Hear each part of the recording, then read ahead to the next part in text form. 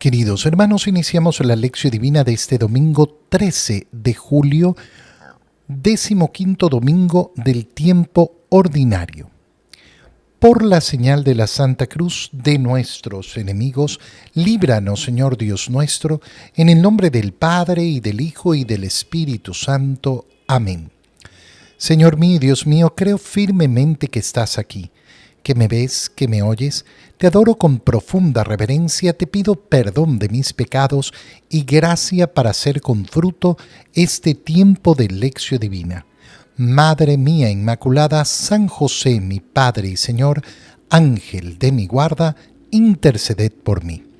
En la primera lectura de este domingo leemos el libro del Deuteronomio, capítulo 30, versículos 10 al 14.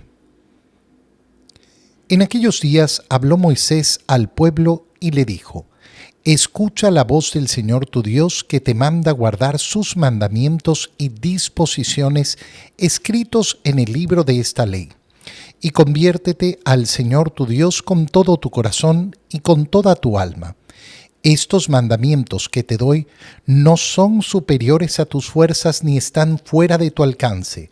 No están en el cielo, de modo que pudieras decir: ¿quién subirá por nosotros al cielo para que nos los traiga? ¿Los escuchemos y podamos cumplirlos? Ni tampoco están al otro lado del mar, de modo que pudieras objetar: ¿quién cruzará el mar por nosotros para que nos los traiga? ¿Los escuchemos y podamos cumplirlos? Por el contrario, todos mis mandamientos están muy a tu alcance, en tu boca y en tu corazón, para que puedas cumplirlos. Palabra de Dios. Iniciamos en este día leyendo el libro del Deuteronomio con una idea tan básica y tan profunda y tan hermosa. El Señor prepara al pueblo de Israel para escuchar sus mandamientos, pero le advierte: estos mandamientos no están fuera de tu alcance. Y esto es algo que tenemos que recordar constantemente. Los mandamientos de Dios no son para torturarnos de una manera que no podamos avanzar en la vida, de una manera que no podamos cumplirlos. No, todo el contrario, los mandamientos del Señor son alcanzables. No hay nada en la voluntad de Dios que exceda nuestras capacidades, que exceda nuestras fuerzas. Significa que todos vamos a amar a Dios del mismo modo y vamos a cumplir sus mandamientos del mismo modo. No, porque justamente Dios lo que espera de cada uno de nosotros es lo que nuestras capacidades pueden entregarle. Pero por eso también es importantísimo no engañarnos respecto a nuestras capacidades, creer que no lo podemos hacer. Y más bien tenemos que tener en el corazón el anhelo y el deseo de siempre darle más al Señor y de siempre estarme cuestionando y preguntándome: ¿acaso estoy dándole al Señor todo aquello que puedo darle? ¿Dónde empieza esta instrucción del Señor? Le habla Dios a Moisés y dice: escucha la voz del Señor. Esto es lo primero que se tiene que transmitir al pueblo de Israel. ¿Qué cosa? Escucha. Siempre va a empezar el mandamiento por esa Shema Israel. Escucha Israel. ¿Cuál es el primer paso para poder conocer los mandamientos de Dios? ¿Cuál es el primer paso para poder amar a Dios? ¿Cuál es el primer paso para poder cumplir la voluntad de Dios? Escuchar. Si yo no tengo la capacidad de escuchar, no porque no la tenga, sino porque no la desarrollo, porque efectivamente no presto mi oído a la palabra del Señor, entonces me voy a llenar de ideas falsas. Escucha la voz del Señor, que te manda guardar sus mandamientos, y conviértete al Señor. Y entonces empieza la advertencia de la cual hablábamos. Estos mandamientos no son superiores a tus fuerzas ni están fuera de tu alcance. Qué bonito es efectivamente ver cómo el Señor no ha creado para nosotros un imposible, sino que todo lo hace posible para que cumplamos su voluntad. En la segunda lectura leemos la carta de San Pablo a los Colosenses, capítulo 1, versículos 15 al 20. Cristo es imagen de Dios invisible, el primogénito de toda la creación, porque en Él tienen su fundamento todas las cosas creadas, del cielo y de la tierra, las visibles y las invisibles, sin excluir a los tronos y dominaciones, a los principados y potestades. Todo fue creado por medio de Él y para Él. Él existe antes que todas las cosas, y todas tienen su consistencia en Él. Él es también la cabeza del cuerpo que es la Iglesia. Él es el principio, el primogénito de entre los muertos, para que sea el primero en todo.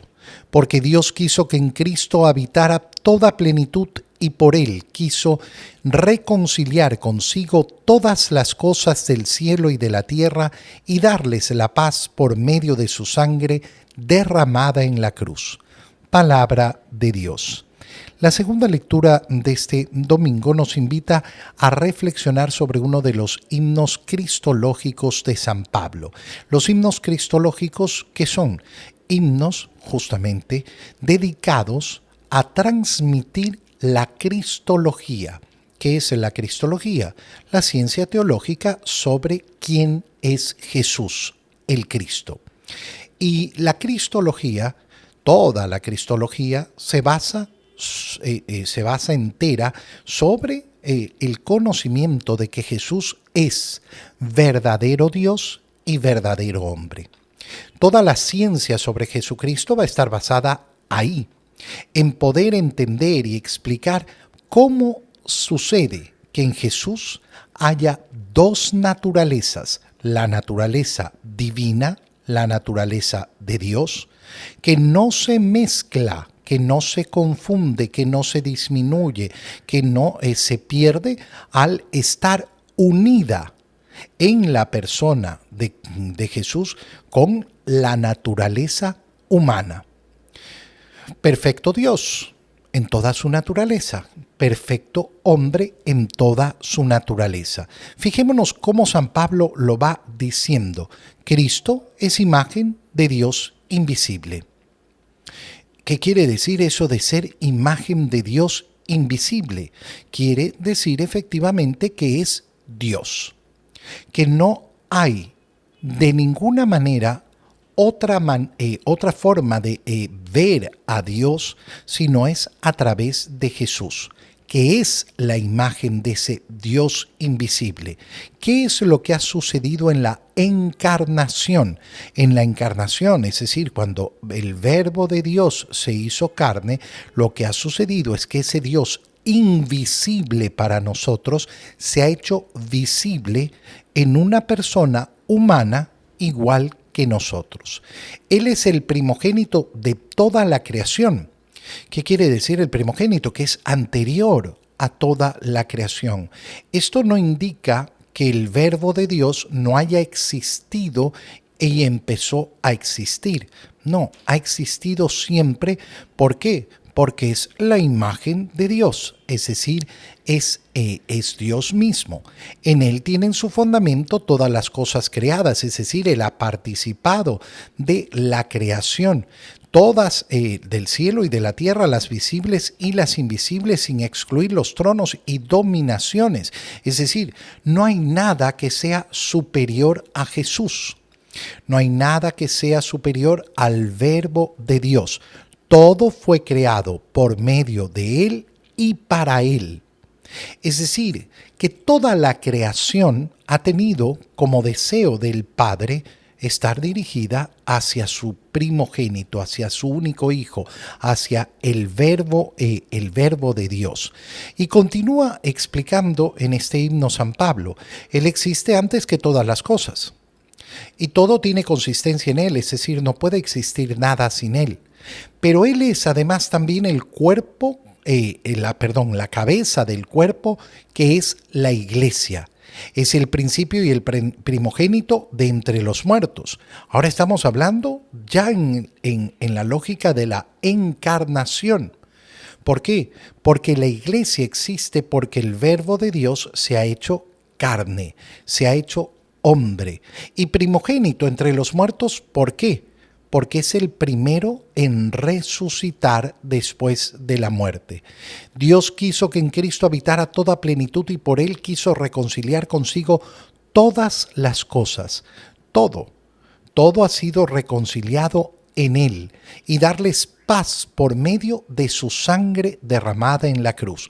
Entonces podemos dividir este himno cristológico de San Pablo justamente en esas dos partes, en la naturaleza divina del Verbo de Dios y después abrir los ojos a su encarnación. Esto en la lógica que nos está transmitiendo la palabra de Dios en este domingo es precioso. ¿Por qué? Porque no va a haber palabra superior que la de Cristo.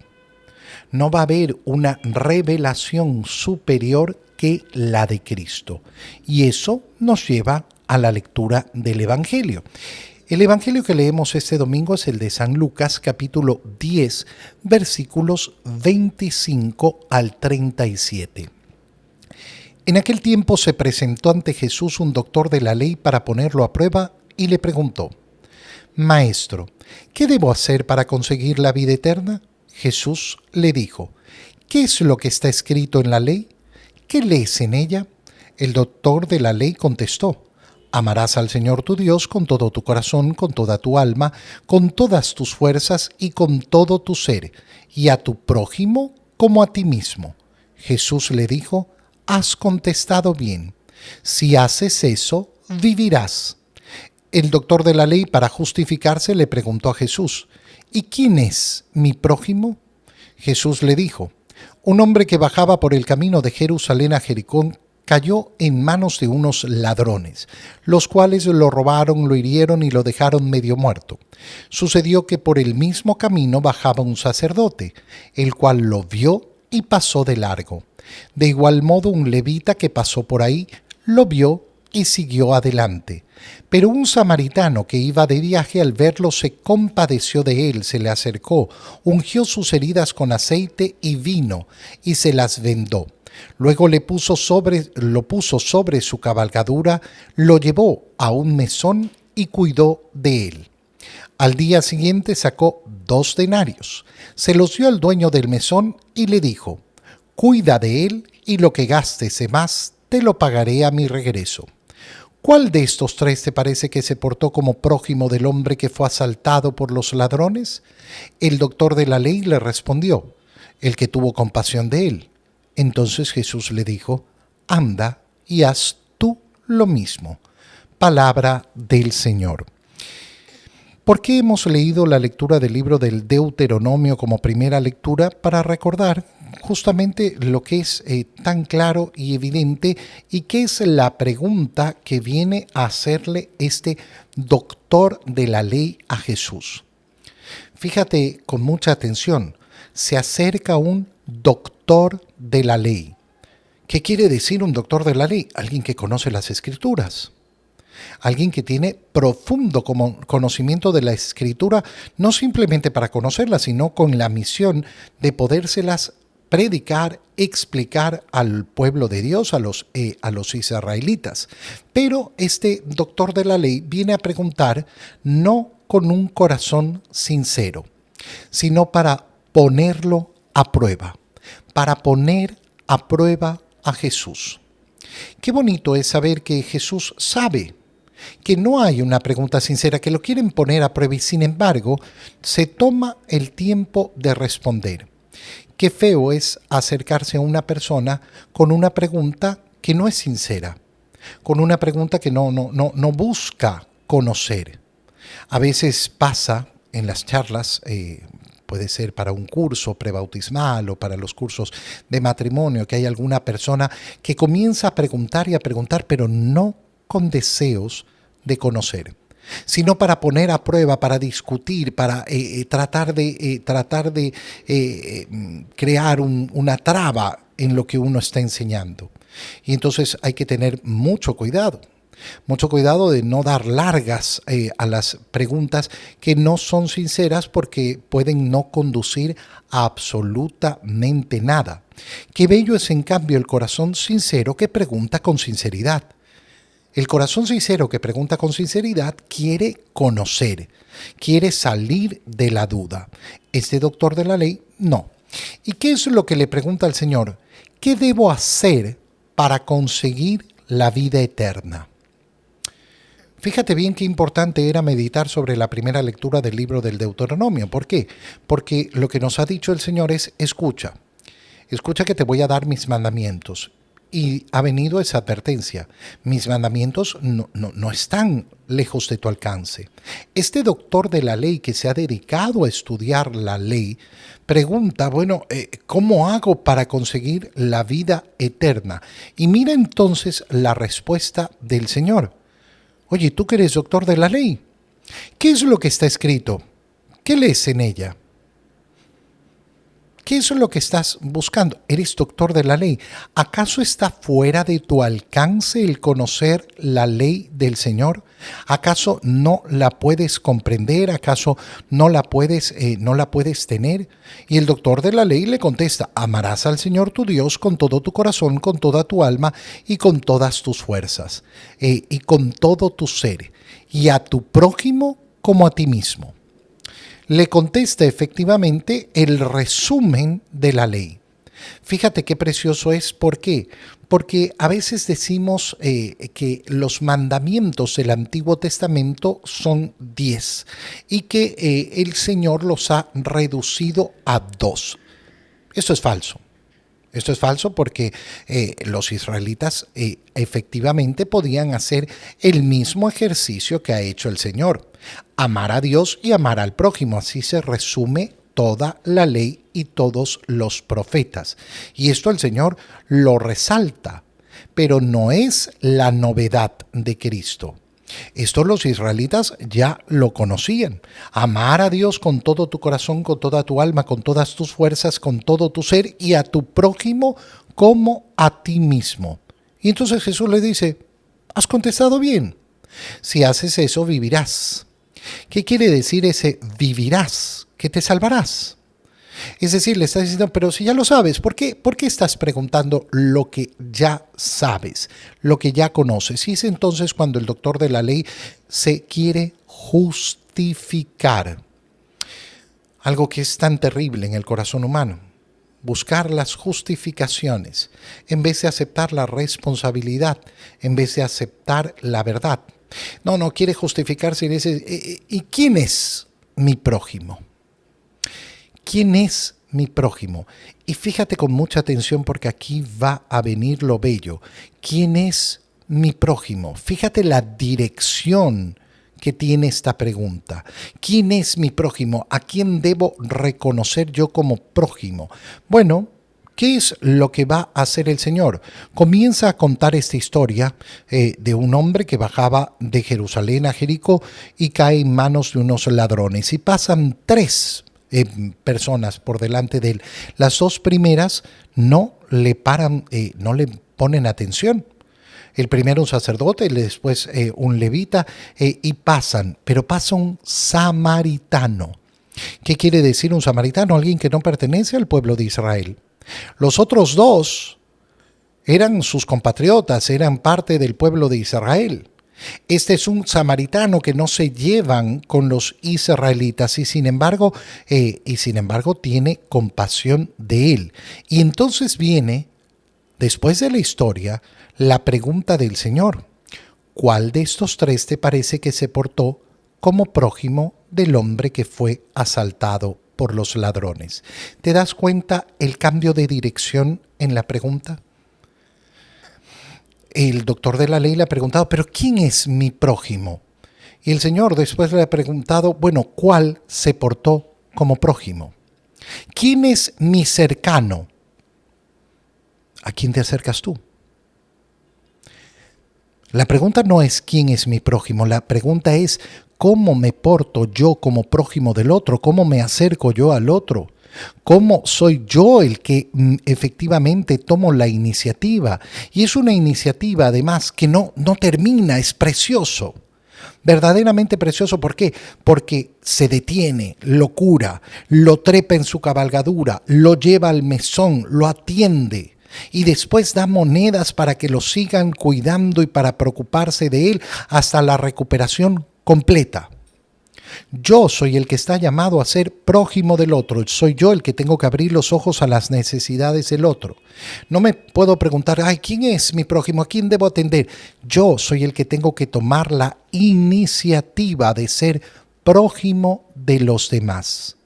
Esta es la gran diferencia entre la pregunta que quería poner a prueba Jesús del doctor de la ley y la respuesta preciosa de Jesús. Te doy gracias, Dios mío, por los buenos propósitos, afectos e inspiraciones que me has comunicado en este tiempo de lección divina. Te pido ayuda para ponerlos por obra. Madre mía Inmaculada, San José, mi Padre y Señor, Ángel de mi guarda, interceded por mí. María, Madre de la Iglesia, ruega por nosotros. Queridos hermanos, que el Señor los bendiga, los cuide y los proteja, en el nombre del Padre y del Hijo y del Espíritu Santo. Amén. Que tengan todos un muy feliz domingo.